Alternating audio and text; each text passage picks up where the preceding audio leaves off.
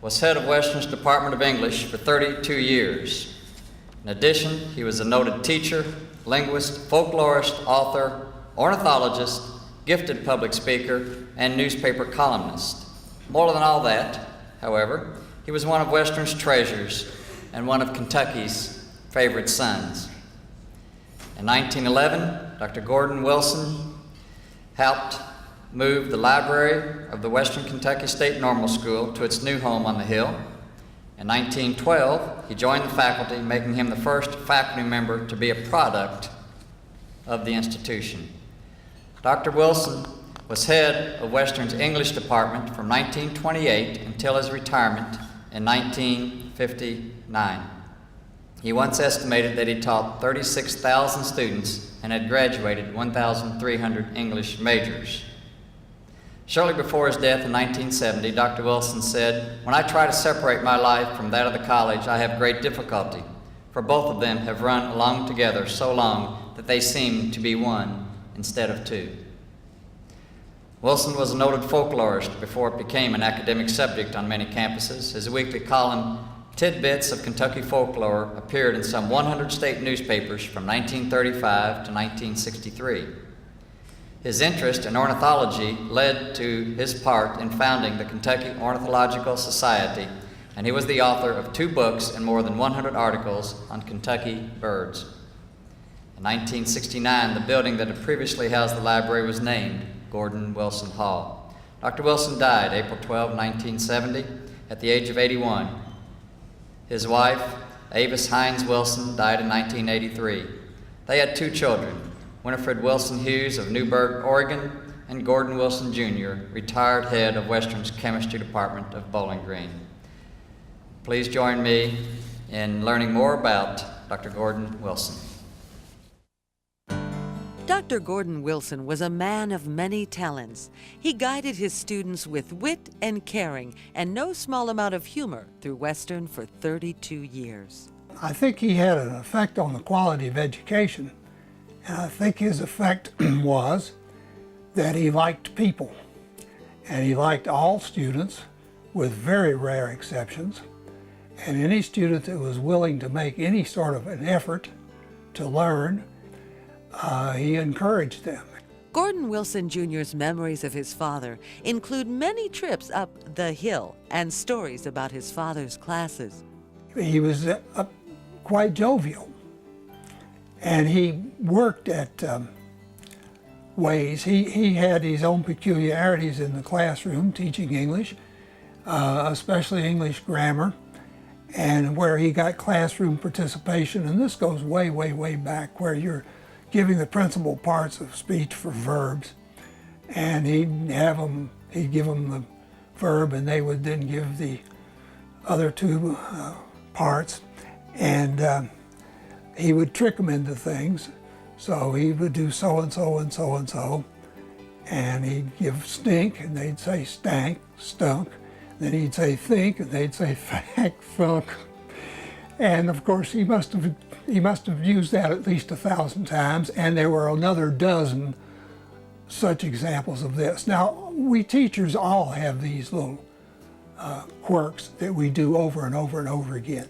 But my dad could use them over and over and over again, and he would get fun out of them every time, and so would the students. And some of his students would be grandchildren of some of his former students. He was such a good teacher because he did like everybody. He liked people that were indigent. He liked people who were from wealthy families. He liked boys. He liked girls. And he encouraged scholarship among all of his students. Born in 1888 in Callaway County, Gordon Wilson enrolled in the new Western Kentucky State Normal School in 1908, and by 1912 had joined the faculty and began his long tenure at Western. With frequent leaves of absence, Dr. Wilson received his bachelor's, master's, and doctorate from Indiana University. Dr. Wilson was a noted teacher, linguist, folklorist, and author. He was interested in speech. He was interested in dialects. There are all sorts of stories that my father could ask some young lady, some member of the freshman class who came up and said, "Dr. Wilson, my mother was your student a few years ago, and she said I should look you up and say hello." And he would say, "Well, I'm mighty glad to meet you," and I have to ask who the mother was, and I don't think he ever forgot a student. And then he would say, "You're from such and such a county, aren't you?" I says, "Yes." And the tales are that he could even say, "Well, do you live on such and such a road?" "Yes." And he can tell you whether you're on the east side of the road or the west side of the road by the dialect.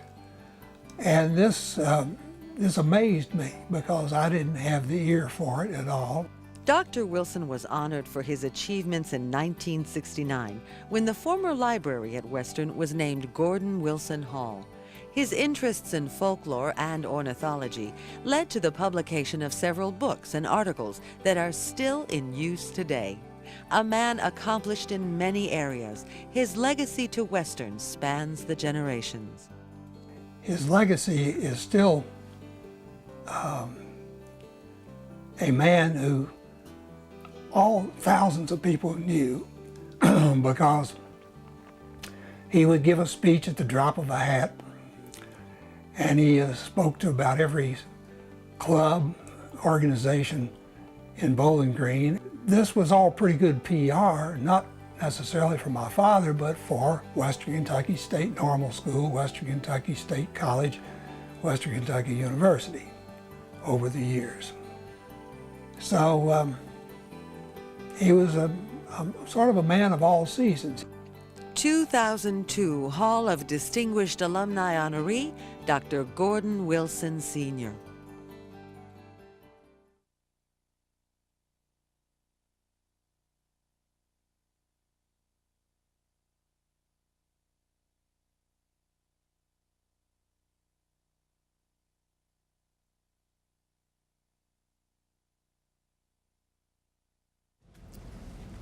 Dr. Ransdale, members of the Board of Regents, members of the Alumni Association's Board of Directors, and especially the members of the Selection Committee for the honor of being a Hall of Fame member. I want to publicly say thanks to Dr. Lowell Harrison, a member of the Hall of Fame, for nominating my father, and for all of those who may be present and those who are not present who sent supporting evidence of his capabilities. The family is very appreciative of all of these. In today's program notes and in what you have seen, you know that Dr. Lank has a wing of the academic complex named after him. That my father has what will always be to me the library named after him. Both of these gentlemen were from Callaway County. I'm going to be about as hoarse as I was when the TV camera was out in my study. But there are a couple of other people who came here from Callaway County. One of them was Ivan Wilson, and we have Ivan Wilson Hall. He was from Hazel Community, south of Murray. My father was from New Concord, southeast of Murray. Dr. Lancaster was actually born in Tennessee, west of Dover, in the land between the lakes, Tennessee part, but he moved to Kentucky when he was very young and moved to Callaway County before he could even remember anything, and he always considered that Callaway County was his home county. There is one other person from Callaway County who spent 34 years on Western's campus as the registrar. He was the walking catalog. He wrote the catalog. He wrote the catalog for Western Kentucky State College, or Teachers College before that, but he knew it all, and he had to approve of everybody's registration when they went through the registration line. This is Ernest Cannon, and Ernest Cannon also has a wing of the academic complex named for him. Now that's 4 people from Callaway County that have buildings named, or wings of buildings named for them on Western's campus. I don't know what's in the water in Callaway County, but it must have been some sort of mineral that I have not discovered yet. Now, it was alluded to that my father was a happy man. Oh, sure, he had some times, but they didn't last but a matter of a few seconds to a few minutes in which he was not happy. Some of his happiest times were spent camping with Dr. Lancaster. The 2 men, as you have seen today, were the best of friends. They were opposites in many respects, but they appreciated the birds and they appreciated people. And I was often with them, just the 2 of them, growing up, and I've never heard such conversations. Now, Dr. Lank, as he got older, did something that a lot of older people do, and that is that they lose the ability to hear the upper registers. And my dad and Lank would be traipsing along, and all of a sudden, my dad would pick a 3x5 card out that had about 150 birds in this area printed on it, and he'd pull it out and he'd put a check mark down, and Lank would say, "What's that? What's that, Wilson? What's that? What's that, Wilson?" And he said, "You didn't hear it?" It'd be some little bird that chirped up about 5 octaves above anything that I could come up with. And it was amazing to me that as far as I know, he was able to hear those very high-pitched sounds till the day he died. He never forgot anything. He didn't forget people's names very often. He rarely ever had anybody that he disliked, and if he did dislike them, he rarely ever said anything about it much. And that, I think, was a quality that I did not inherit. But as I've gotten older, I have tried to bite my lip many a time rather than say a disparaging remark about somebody, rather.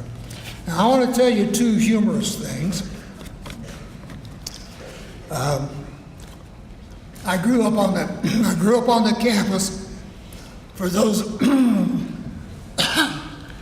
of you who are familiar with Bowling Green now, the AGR house is in the 1400 block of Chestnut Street, and there is a volleyball court between that house and a red fieldstone veneered house, and then there's a parking lot for students at the corner of 14th and Chestnut.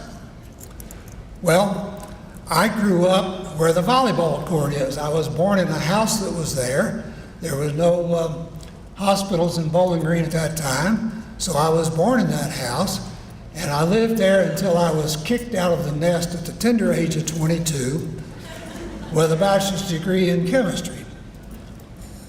I used the campus as my playground. And one of the interesting things that I told somebody earlier today about was that in the good old days, before Cherry Hall, you could start at Van Meter Auditorium and roller skate by J. Whit Potter Hall, which is now an administration building, but was one of 2 girls' dorms when I grew up in Bowling Green, and then skate on down by what is now called the Faculty House. It was called the Cedar House, and L.Y. Lancaster helped build that. And then skate on around in front of Recitation Hall, or as it was more commonly called, the Potter College building. The Potter College was a girls' college that went broke. And then you could skate on by what is the Gordon Wilson Hall now, the library, and you then would be back to Van Meter Hall. And you could do all of that without ever going up one step or down a step. And as a youngster, I did that many times, and it was a rather wide sidewalk. But when they tore down Recitation Hall when I was about 11 or 12 years old and built Cherry Hall, that ruined that circle. And I had to learn how to jump skate up a step or two, or sometimes I would down skate as much as 3 or 4 steps, and I never broke a leg.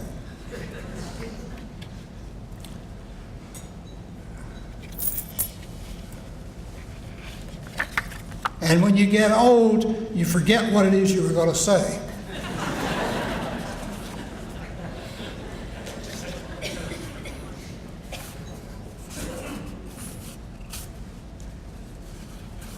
Well, I'll conclude because the material that I got from the Alumni Association said in very heavy letters a 3 to 5 minute, and in my copy they underlined it and circled it because they know me pretty well.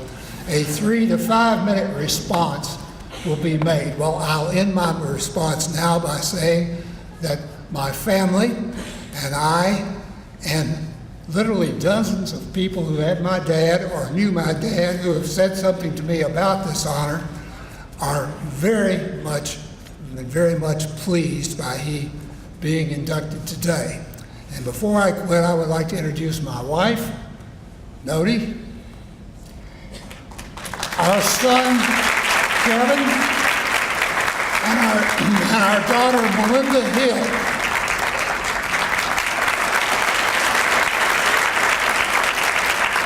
And I think they join me in offering our thanks. Thank you very much.